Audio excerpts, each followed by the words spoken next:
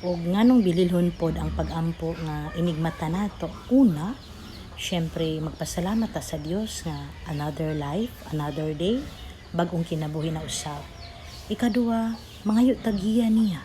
Kung sa atong buhaton karong adlaw, iyatang ubanan, iyatang protektahan, labi na kung mulakaw ta sa atong panimalay, malikay ta sa disgrasya diya sa kadalanan, nga mahimong luwas ug safety atong kinabuhi, pagbiya sa atong panimalay, apil na sad sa pagpauli.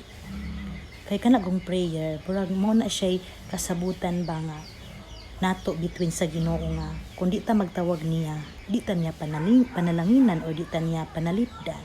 So with prayer, we have power. Bali, prayer ta, tagaan tag kusog og kaligon sa Ginoo. No prayer, no power. So, karong panahon na ato yung hugton, di nato iluag-luag ang pag-ampo kay grabe nakabangis ang dautan karon. Tripan, sakito na niya taman sa ginhawa kadtong mga tawo nga doon ra bay hugot nga pagtuo sa Ginoo. Mao gid na iyang pinaka-hitmost. Di na siya manghilabot ang mga taong iyahan na nakita niya walay Ginoo. Mas malipay pa siya ni ana. Tabangan pa na niyang mabisi-bisi sila. Pero katong mga tao, walay laing gunahuna. Ginoo lang, nako, kita ang iyang gikontrahan. Mao nang laban ta. Pray ra gyud ang ato ikasukol kani. God bless igsoon. Nganong bililhon jud kaayo nga dapat yun tang mag-ampo sa di pa ta matulog igsoon. Una, di ta kasiguro ugma makamata pa batang buhi. Then ikaduha, mangayot tagpasaylo sa atong mga sala nga nahimo kay di ta perfecto. Or kung nakasala man ta, nakapanglibak ta, nakita tag-away or nagbihil sa banag sa asawa uban pa. Ato nang pangayog pasaylo, pinaagi sa atong pag-ampo ay ta matulog. Kay bulahan kung mawad ang tagkinabuhi, andam ta igsoon, no?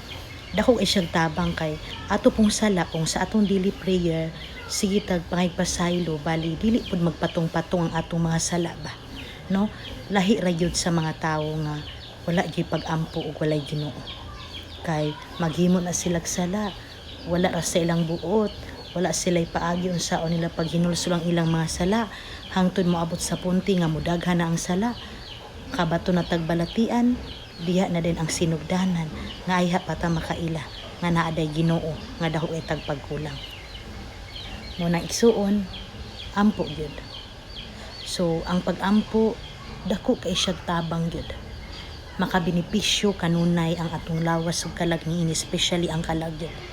Ug through prayer, ang Dios maghatag gyud natog protection, panalangin ug mga grasya. Mao nang di gyud nato ibaliwala ang pag-ampo sa atong kinabuhi.